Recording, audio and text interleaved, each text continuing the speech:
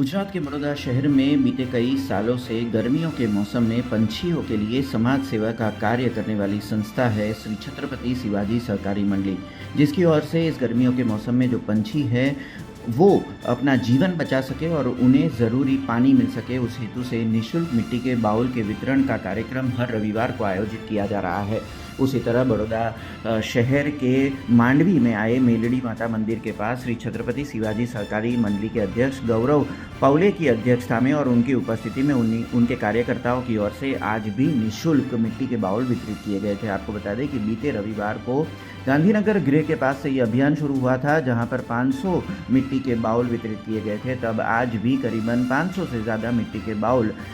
आम जनता को वितरित किए गए थे। साथ ही में आम जनता से वो अपील की गई थी कि ये मिट्टी के बाउल वो अपने घर के बालकनी में या फिर सार्वजनिक जगहों पर जहाँ पर पंछियों का जमावड़ा देखने को मिल रहा हो वहाँ पर रखें, जिसके चलते जो पंछी है वो इस गर्मी के मौसम में अपनी पानी आपूर्ति जो है वो इस मिट्टी के बाउल के ज़रिए वो कर सके और उन पंछियों का जीवन बचाया जा सके। श्री छत्रपति शिवाजी सहकारी मंडल लिमिटेड द्वारा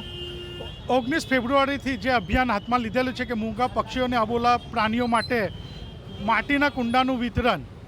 તો એનો આજે ચોખંડી સ્થિત એનો એક તબક્કો આજે બી અહીંયા થઈ રહેલો છે, જેનામાં વિસ્તારના લોકોએ ને આપના શ્રોતાએ હાથોહાથ એને વધાવી લીધેલો છે। હું આપના માધ્યમથી ને આપના શ્રોતાઓને એક આહવાન કરવા ઈચ્છું છું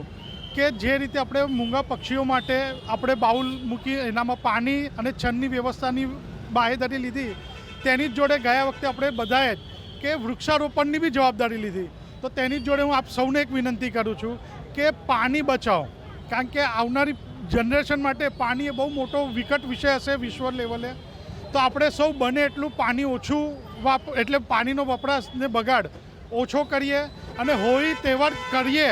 ધૂળેટી કરીએ, પણ જેટલું બને એટલું ઓછા પાણી વપરાશથી કરીએ એવી હું આપના શ્રોતાઓને વિનંતી કરું છું। अब खबरों से लगातार अपडेट रहना हुआ आसान। BRG न्यूज आपके मोबाइल स्क्रीन पर आज ही BRG न्यूज की mobile app Google play store और ऐप स्टोर से डाउनलोड करें और खबरों से लगातार जुड़े रहें।